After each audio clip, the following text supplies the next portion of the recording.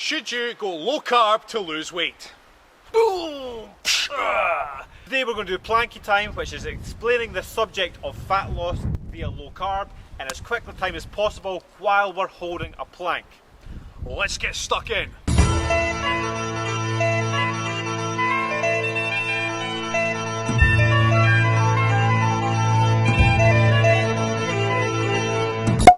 Maybe.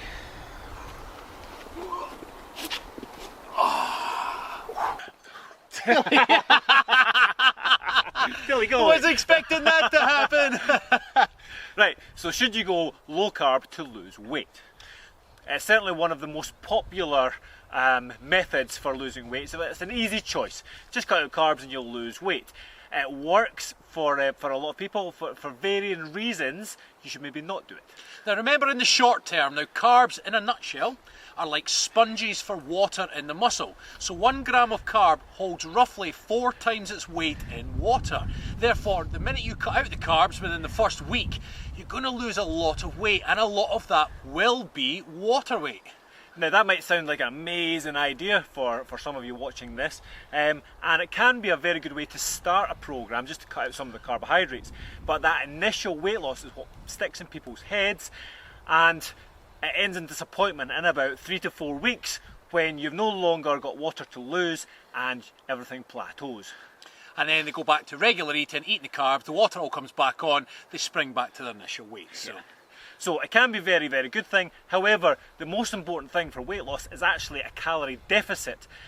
The method of achieving that, you should always try to maintain a good level of protein. In our experience, most people don't eat enough protein, so I wouldn't recommend cutting that out, but just look at the balance of fats and carbohydrates and choose which one that you're going to reduce.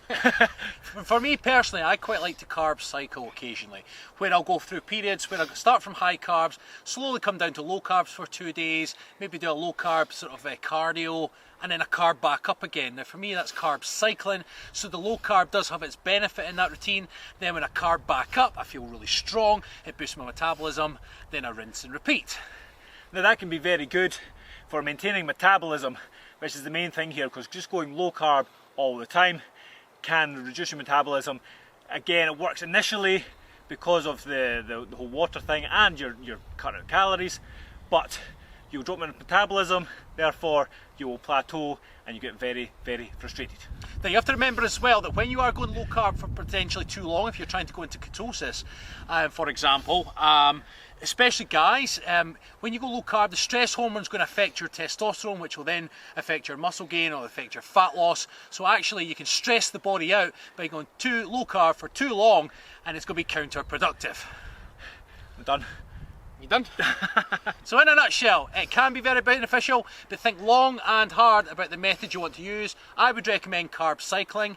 Another popular one is just going complete zero carb for ketosis for a period of time if you can maintain it. Bit difficult for your mindset. Done. Oh,